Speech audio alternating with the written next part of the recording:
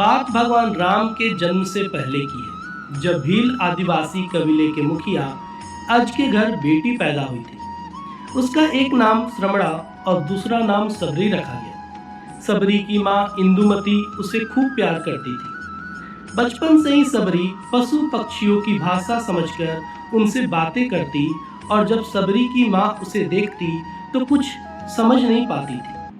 कुछ समय बाद एक पंडित ने सबरी के परिवार को बताया कि वो आगे चलकर सन्यासी बन सकती है। इस बात का पता चलते ही सबरी के पिता ने उसका रिश्ता तय कर दिया। जैसे ही शादी का दिन नजदीक आया, सबरी के घर वालों ने खूब सारी बकरियां और अन्य जानवर घर के पास लाकर बांध दिए। एक दिन सबरी का माँ जब उसके बाल बना रही थी तो उसने माँ से पूछा, इतने सारे जानवर हमारे घर क्यों लाए गए हैं? माँ ने जवाब दिया, बेटी तुम्हारा विवाह होने वाला है, इसलिए हम लोगों ने इनका इंतजाम बलि के लिए किया है। तुम्हारी शादी के दिन ही बलि प्रथा होगी और फिर इनसे स्वादिष्ट भोजन बनाकर सबको परोसा जाए। यह सब सुनकर सबरी दुखी हो गई। काफी देर तक सबरी ने उन जानवरों को आजाद करने के बारे में सोचा। सोचते सोचते सबरी के मन में हुआ कि अगर ये जानवर यहाँ नहीं होंगे तो इनकी बलि रुक सकती है। ऐसा नहीं हुआ तो मेरे घर से कहीं चले जाने पर ही यह बलि रुकेगी। जब मैं ही नहीं रहूंगी तब न विवाह होगा न ही बलि प्रथा। इससे मासूम जानवर बच जाएंगे। इसी सोच के साथ जानवरों को रखी गई जगह पर सबरी पहुंची। उसने सोचा कि उन्हें खोल देती हूँ, लेकिन वो ऐसा नहीं कर पाई। इसके बाद सबरी जंगल की तरफ भागने लगी। भागते भागते सबरी ऋषिमुख पर्वत पहुंच गई। वहां करीब 10,000 ऋषि रहा करते थे। सबरी को लगा कि वो भी इसी जंगल में किसी तरह ऋषि मुनियों की सेवा करके अपना जीवन जी लेगी। वो चुपचाप उसी जंगल में एक हिस्से में किसी तरह से रहने लगी। सबरी रोजाना ऋषि मुनियों की झोपड़ी के आगे झाड़ू लगाती और हवन के लिए लकड़ियां भी लाकर रख देती। ऋषि मुनियों को समझ नहीं आ रहा था कि जंगल में उनके काम अपने आप कैसे हो रहे हैं। एक दिन सबरी को किसी ऋषि ने देख लिया। उसे देखते ही उसका परिचय पूछा। जैसे ही सबरी ने बताया कि वो भील आदिवासी परिवार से संबंध रखती है तो उसे ऋषियों ने खूब डांट लगाई। सबरी को इस बात का बिल्कुल भी पता नहीं था कि उसकी जाति छोटी है और उसे ऋषियों द्वारा जाति की वजह अपमान सहन करना पड़ेगा।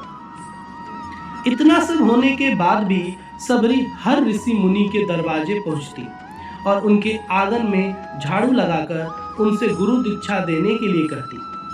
हर कोई सबरी को उसकी जाति की वजह से अपने आश्रम से भगा देता था। ऐसा होते होते काफी समय बीत गया। उसके बाद सबरी मतंग ऋषि की कुटिया में पहुंची। वहां पहुंचकर मतंग ऋषि को सबरी ने बताया कि वो उनसे गुरु दीक्षा लेना चाहती है।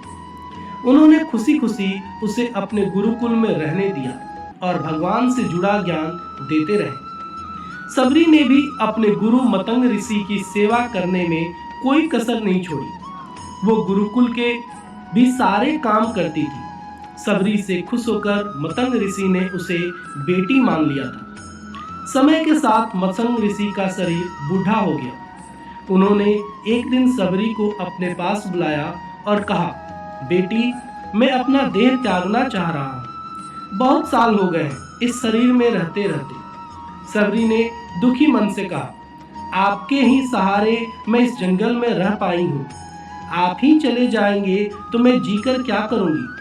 आप अपने संग मुझे भी ले जाइए, मैं भी देह त्याग लूंगी।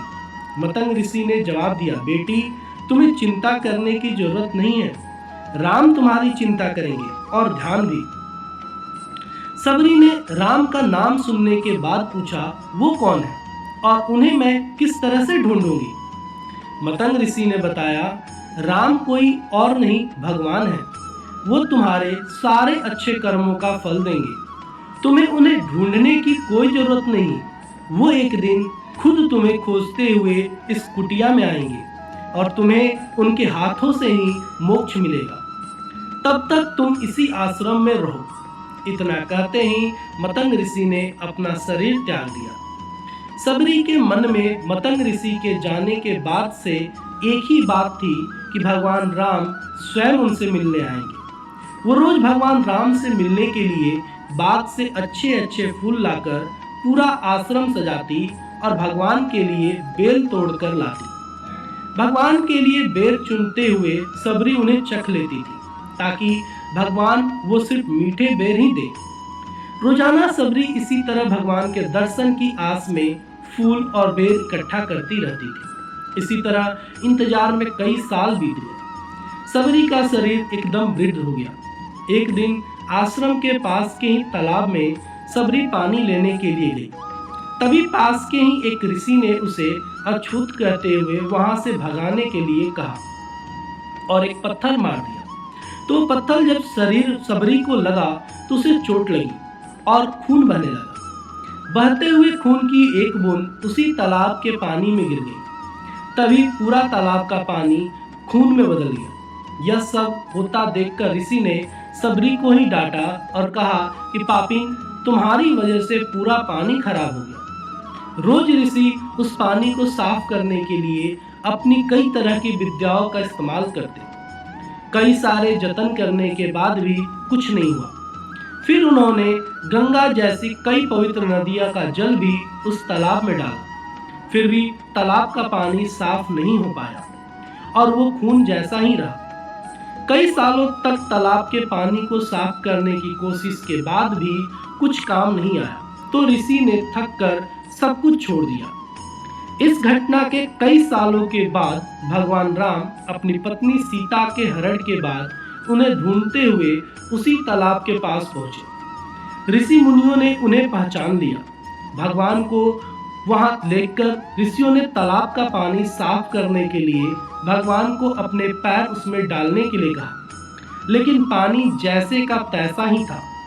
ऋषि मुनियों ने भगवान से भी कई अन्य जतन करवाए, लेकिन वो पानी जस का तस खून जैसा ही रहा। तब भगवान ने ऋषियों से पानी के रक्त में बदलने की कहानी पूछी। तब ऋषि ने सबरी को पत्थर मारने वाली सारी बात बता दी। उसके बाद कहा कि वो महिला ही अपवित्र है, छोटी जात की है, इसलिए ये सब हुआ है। उसी वक्त भगवान राम ने कहा, ये सब आप लोगों के खराब वचनों से हुआ है। सबरी को इस तरह के शब्द बोलकर आप लोगों ने उसे नहीं बल्कि मेरे दिल को घायल किया है। इसी घायल दिल के रक्त का प्रतीक यह तालाब का लाल पानी है। आगे भगवान राम बोले, कहाँ है वो माई, मैं उनसे मिलना चाहता हूँ।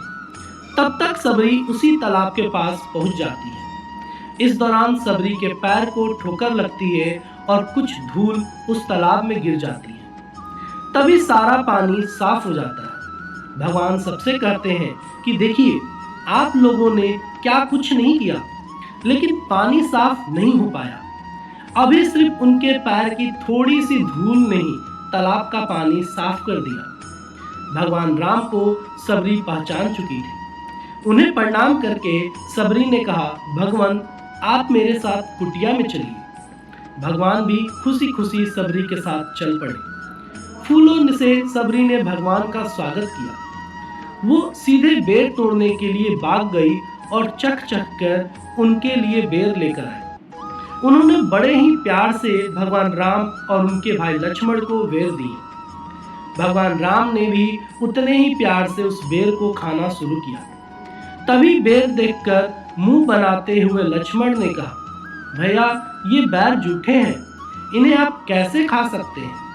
भगवान ने जवाब दिया, लक्ष्मण ये जूठे नहीं बल्कि बहुत मीठे हैं। सबरी माई हम सबके लिए बहुत प्यार से तोड़कर लाई है। इतना कहकर भगवान राम प्यार से उस बेर को खाने लगे।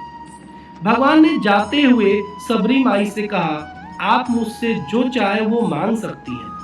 सबरी ने उन्हें कहा, मतंग ऋषि के कहने पर मैं आज तक सिर्फ आपके दर्शन करने के लिए जी रही थी।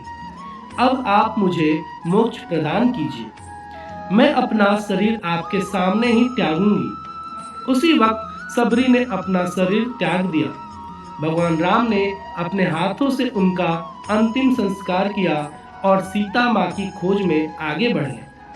इस तरह से ऋषि मतंग की बात सच साबित हुई और सबरी को भगवान राम के दर्शन भी हुए। तभी से भगवान राम को सबरी के राम भी कहा जाने लगा। कहानी से सीख, सच्ची श्रद्धा हो तो भगवान के दर्शन जरूर होते हैं। अगर आपको ये कहानी पसंद आई हो तो कृपया शेयर जरूर करें। धन्यवाद।